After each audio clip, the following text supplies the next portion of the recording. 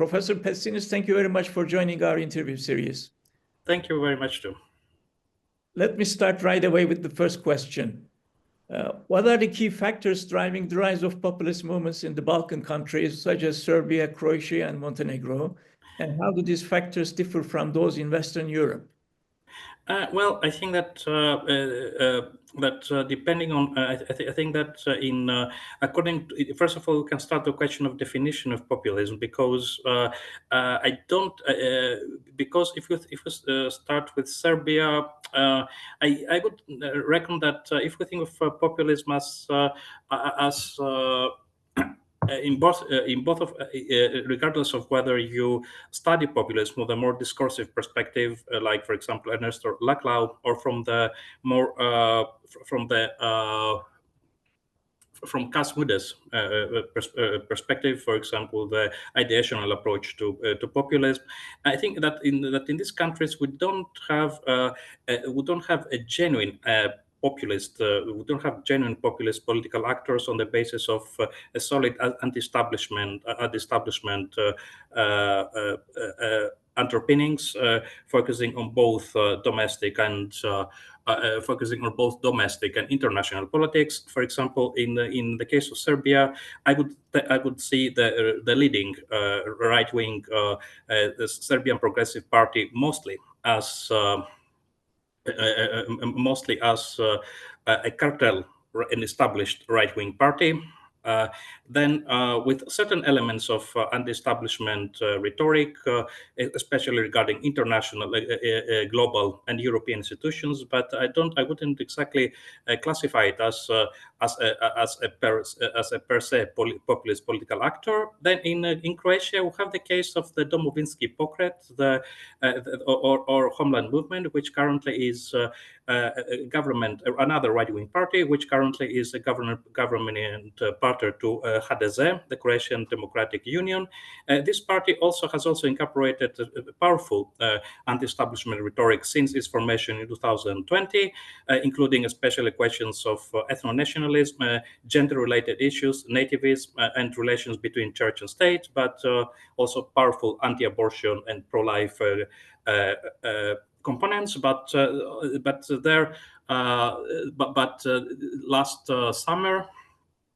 last spring, they entered rather quickly the coalition government with HDZ, therefore alleviating a lot their anti-establishment prerogatives. So overall, they could also be classified as a national conservative party.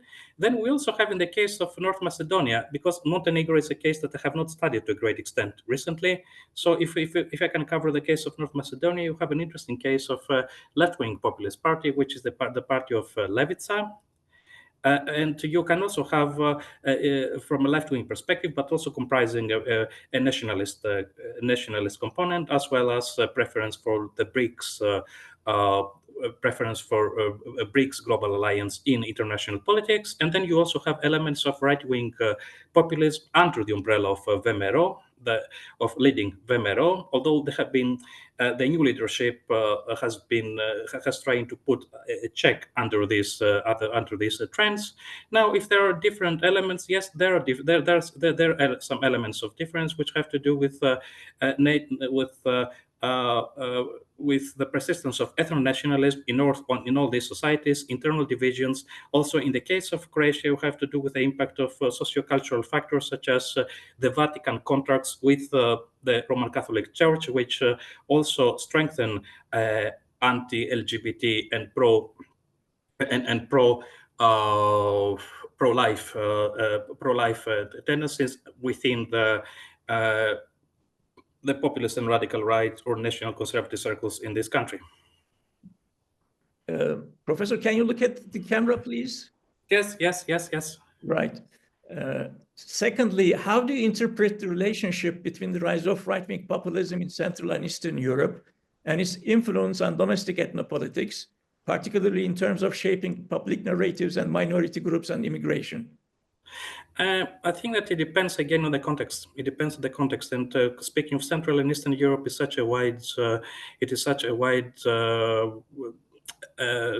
geographically and politically and socioculturally such a wide space. So I would prefer to concentrate again on the countries of the former Yugoslavia, and because this is also so far I have dedicated a number of reports on Croatia for ECPS. And regarding ethno-nationalism, starting with ethno-nationalism, there are certain open issues. For example, in the case of Croatia, it is the question of for the radical right and also the national conservative right in Croatia. It is very important to maintain the country's national sovereignty, and because a very common imagery in the in the rhetoric of parties such as Homeland Movement and also the right-wing faction within the ruling HDZ in Croatia is to maintain, to protect Croatia's sovereignty, which was an independence that was born after the Domovinski Rat or Homeland War of the 1990s, to also maintain it within the current international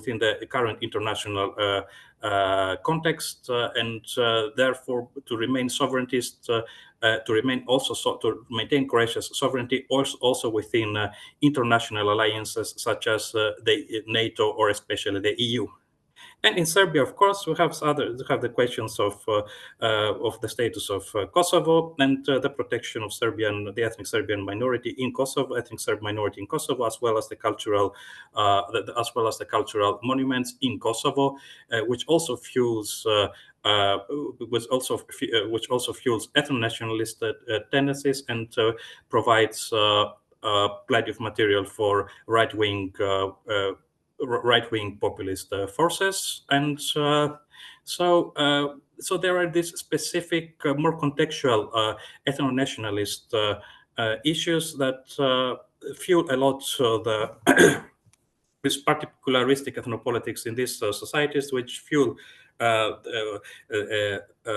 ethno-nationalism and also provide some material for radical right-wing populism that may not be relevant to other societies in Central and Eastern Europe or Europe as a whole. All right. In your comparative analysis of the Baltic states and Western Balkans, what role does populist rhetoric play in framing ethnic minorities as either threats or integral parts of national identity? And how does this rhetoric vary across the region? I think that it depends on the country, really, because if you think of the case of, starting with Estonia, EKRE has started the main, which is the main radical right-wing party in Estonia, although their popularity has been declining since 2022. They started with a securitization of the status of the collective status of ethnic Russian minority in Estonia, but over the last few years they also tried to approach this minority. Also playing the card of sharing some allegedly common conservative values with the ethnic Russian minority in Estonia. In the case of Latvia, the National Conservative National Alliance Party, they have also been a bit suspicious vis-a-vis the ethnic Russian minorities, but it was only after Russia's invasion of Ukraine when they started calling more emphatically for domestic securitization of domestic politics in Latvia. And then moving further to the south, in Croatia, you also have certain calls for, for example, the Domovinski Pokret, the Homeland Movement in Croatia, and also the right-wing faction within ruling HDZ. They have been very skeptical of the ethnic Serb political party, the Serbian Independent Democratic Party. They also, especially the Domovinski Pokret, in their political program, they ask for a semi-securitization of bilateral relations between Serbia and Croatia, and also they have also been calling for Serbia to pay reparations from the war in the 1990s. Whereas in Serbia, in Serbia, the broader radical right and national conservative circles, they're not really, because they're mostly focusing on Kosovo, which is thinking which which according to them remains a constitutional part of Serbia.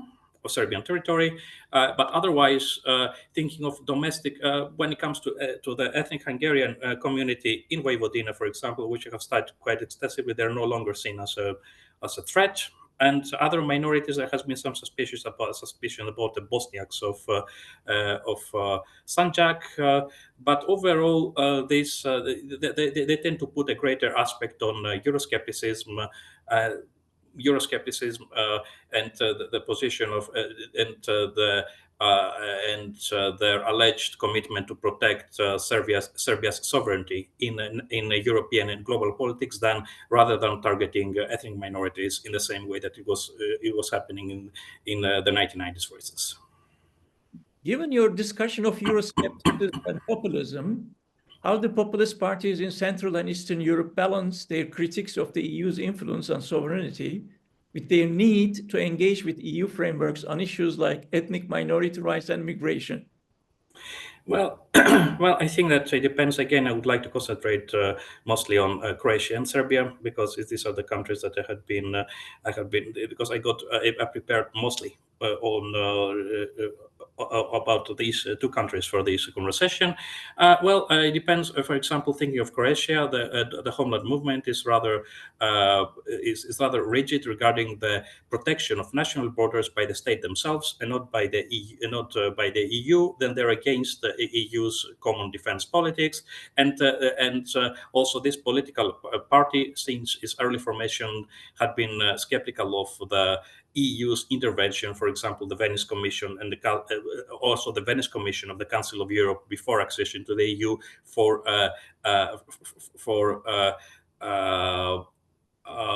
enhancing collective rights for minorities, and especially the ethnic Serb minority and their institutional representation of the Croatian parliament. So this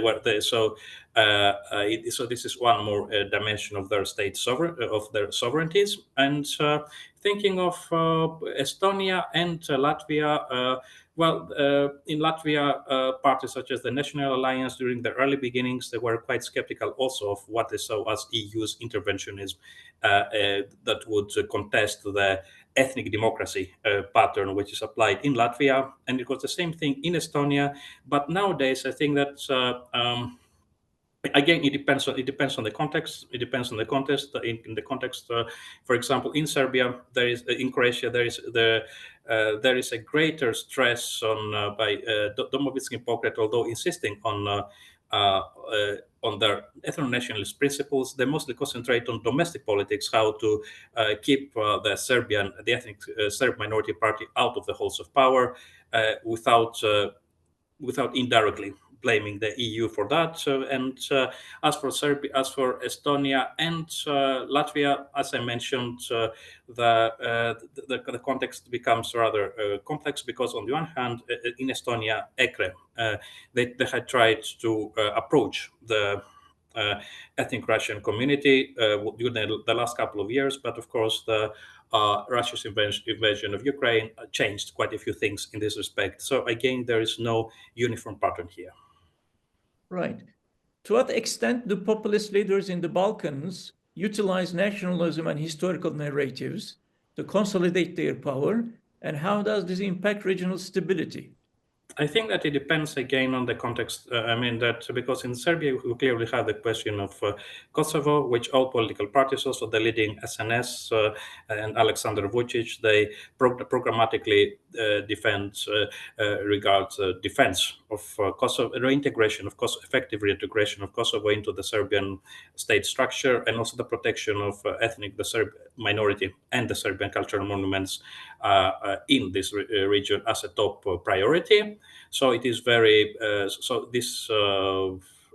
this aspect is very important also in international politics. And in the case of of Croatia, again, it is this peculiar notion of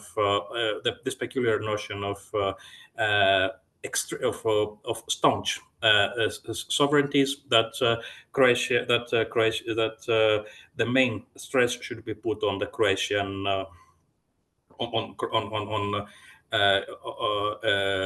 on Croatian sovereignty, and this must not be compromised either for Western or Eastern or other global partners. How have external actors such as the European Union, Russia, and China influenced the trajectory of populist politics in the Balkan countries?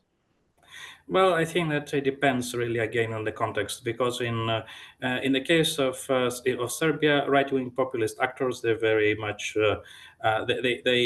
they see Russia, especially since the 1990s, they see Russia as one of the key partner. For example, political parties, even more recent political parties such as Dveri in Serbia, and the entire radical and national conservative right-wing spectrum in this country, they regard, they tend to view Russia as the main partner of Serbia in international politics. And but when it comes to Croatia, again, we have to do with a more staunch, and also there has been regarding China. China has been seen as a more reliable economic partner in comparison to the EU for broader right-wing spectrum in Serbia. In Croatia, again, we have to do with there is no such direct involvement. I mean, Russia has not been seen. I mean, Russia has always. I mean, the radical right and national conservative right in Croatia has always been, although open to a certain degree of economic cooperation with Russia, they had always been a bit suspicious towards this country, considering what they see as the partnership between Serbia and Russia. And then again, of course, the situation worsened regarding their outlooks on Russia worsened after the Russia's invasion of Ukraine in 2022. And then thinking of in North Macedonia, we have the case of the Levica party, they're looking for they're quite open to cooperation with the BRICS, meaning not only Russia, China, and the other countries of what they see as a global South. So they use a different, more quasi anti-imperialist platform to justify their stance. What role does religion play in shaping the rhetoric and appeal of populist parties and leaders in the Balkan countries? Well, of course it does. I mean, in Croatia, for example, thinking of the Domovinski Pokret and also the right-wing faction within HDZ, and also smaller parties like the Croatian Sovereigntists or the Bloc for Croatia or the Party of Most or Bridge, to the extent that it can be regarded as a party of the national conservative rights. They still, in one way or another, they advocate for a partner-like relation between the state and the Roman Catholic Church, and also the Roman Catholic Church, and also for a protection of and prolongation of the so-called Vatican contracts. And of course, in Serbia, we have this stress on the broader right forces, political spectrum. They also opt for a partner-like relation between the state and the Orthodox Church, also including some peculiar notions of some particularistic notions or interpretation of the Orthodox doctrine, such as the Svetosavlje, in Serbian. It's a term based on, it's a very Serbian brand of the Orthodox doctrine, which relies mostly on the Serbian Orthodox. It was concretized by the Serbian theologist Justin Popovic in the interwar era, but remains up to date a very particularistic, a very specific Serbian interpretation of Orthodoxy, which is often espoused by political actors from the radical right. How do the national conservative and radical right-wing parties in Croatia use populist rhetoric to mobilize support, particularly regarding issues like the homeland war and minority rights? And how does this compare to similar movements in other Central and Eastern European countries? Well, they did. I mean, the Domovinski Pokret, founded in 2020, they were very active in demonstrations against, for example, in various sorts of protests, like active protests, but also also online protests through their websites against, for example, the public use of Serb Cyrillic script in areas especially in Vukovar, which is a town that has acquired a master symbol in contemporary Croatian nationalism due to the resistance that the Croatian military put against the Yugoslav People's Army and Serb auxiliary forces in 1991. And as part of this, and they had also incorporated these ethno-nationalist principles in the broader anti-establishment rhetoric against the two major parties, which are the HDZ, the Croatian Democratic Union, and also the center-right Croatian Democratic Union, and also the center-left Social Democrat Party. But again, this interplay between ethno-nationalist principles and anti-establishment rhetoric can also be quite malleable because, as it was previously mentioned, the Homeland movement since last spring is a member of a governing coalition together with HDZ. So this can be quite a kind of also these intersections can be quite malleable. And maybe these parties, such as the Domovinski Pokret or Homeland Movement, are not as anti-establishment as they would aspire to be. Although here it should be mentioned that there was a smaller section, a certain faction from within Domovinski Pokret or the Homeland Movement. They objected to the pact with HDZ, and because they believed that it was a betrayal to the Homeland Movement's anti-establishment principles, and so they formed. Since last September, they formed a new party called Domino. Right. In a recent chapter, you discussed the soft Euroscepticism of Croatia's Homeland movement. How does the populist framing of national sovereignty by this party challenge or reinforce broader European Union integration narratives? Well, they don't. They have a standard. Homeland movement have a standard position that they believe in a Europe of sovereign nations. They don't believe in Eurofederalism. Mm-hmm. In your analysis, how have the Croatian far-right parties employed populist strategies to address economic grievances, such as rising cost of living and inflation, and how effective has this been in broadening their appeal beyond traditional nationalist bases? Well, they have always tried to they have constantly accused the government of mismanaging the economy. They have also accused, as it happened with other parties of the broader political actors of the broader right across Europe, they also blamed the EU's Green Deal for the increase in energy prices during the last couple of years. But again, at the same time, and this is something that I've been dealing recently in a new manuscript that I'm preparing.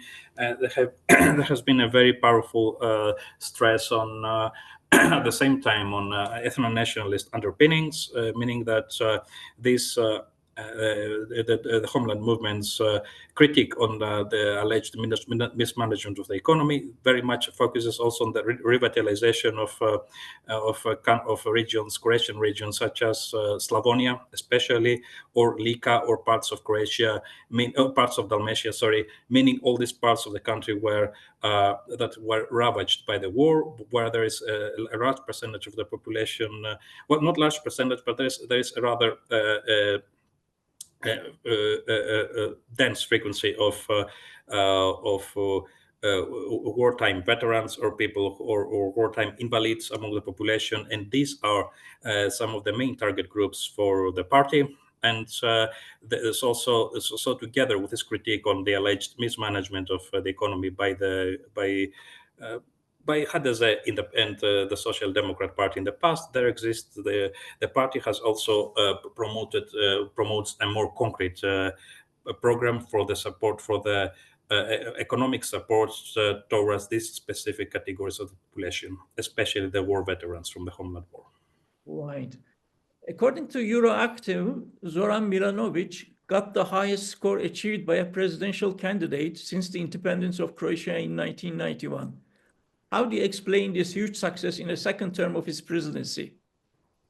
Well, I think that Zoran Milanovic is a rather controversial character, and it's not easy to a rather controversial character. He has made quite a few statements regarding relations between in the past between Croatia and Bosnia, then between Croatia and Serbia. Also, he expressed his doubts over regarding the protection of minority collective rights of ethnic Croats in Bosnia. He also doubted whether Serbia could be a legitimate candidate for the EU, and also more recently, since 2022, he doubted whether Ukraine should be considered for membership of either NATO or the EU. He has been a rather colorful character, so to speak. But at the same time, I would say that probably it has to do with his success in the elections has to do with the fact that first of all, the Croatian, since the constitutional amendments between 2000 and 2002, the competences of the actual competences of the Croatian president have been weakened.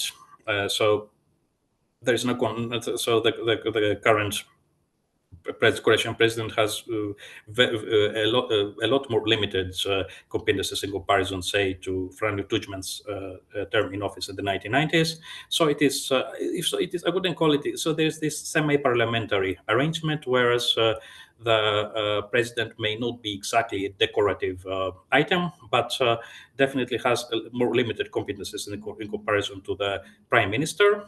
But most probably, I would say that the voters, the Croatian electorate, because in Croatia the president is elected directly in direct elections, so Zoran Milanovic has a more reliable candidate in comparison to the others. Last Sunday, after the vote in Zagreb, Milanovic criticized Brussels as in many ways autocratic and unrepresentative, run by unelected officials. The 58-year-old regularly blames the HDZ for the party's long-standing corruption problems and calls Plenković a Brussels employee. How much of a role did his attacks on EU play a role in his victory in the presidential elections? Well, I think that they did play a part, because he managed to I suppose that he managed to create an umbrella for all these Eurosceptic trends among the Croatian electorate that do not necessarily want to be clustered under the national conservative or the radical right, and they do not want to vote for HDZ. So. Right. I think that this could be one explanation. But other than that, I think that possibly that he originates, Zoran Milanovic, still originates from SDP, the Social Democrat Party, which still does not necessarily adopt this strong Eurosceptic on a party level. They don't necessarily adopt Milanovic's harsh criticism of the EU. And so it is also that even those, I suppose that having a representative of SDP in the presidential office also enhances the stand of this party vis-a-vis HDZ in Croatian politics. And so I suppose that this was one more incentive for SDP's voters to vote for Milanovic, even though they may not necessarily agree with his Eurosceptic stances. Right. Lastly, Professor Petsinis, Donald Trump has just started his second term in presidency in the United States. How do you think the populist Milanovic and other populist leaders in the region will be affected by Trump's second term? Well, I think that it depends on the context. I don't think Milanovic, he has not expressed any real. Milanovic has not really expressed any, even if indirect preference for Donald Trump.